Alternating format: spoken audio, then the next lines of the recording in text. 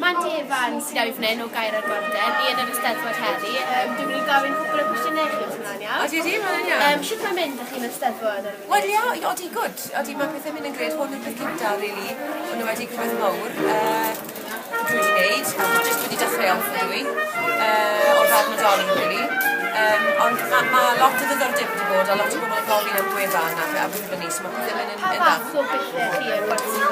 Placiau a geiriau Cymraeg ar gorden, really. Mae'n neud gael geiriau unrhyw iaith, ond Cymraeg o dwi wedi ffocyso ar, achos na le dwi'n meddwl mae gap yn y market, chi ddim yn gallu cael gymaint o bethau fel la.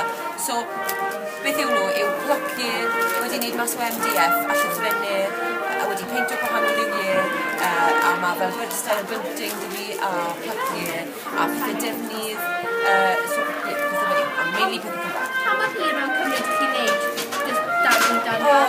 Mae'n anodd gweud achos pan dwi'n neud dwi'n neud e gyd mewn stages. Dwi'n mynd â sheeting mor o MDF a dwi'n torri fel lan. Dwi ddim yn gweithio ar un plac ar y tro.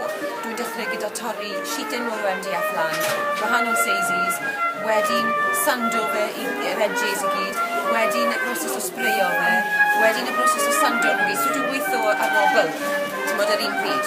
A wedyn, dwi'n mynd ag trwy gwahanol stages, really. So, mae'n anodd gweud fan mae un yn Cymru. Sy'n syniad o fi wedi beth, ti? Beth sydd wedi dylanwad chi i wneud y stwff yma i gyd? Wel, prosiect gyda'r ysgol, gyda rhai plant wedi nabod.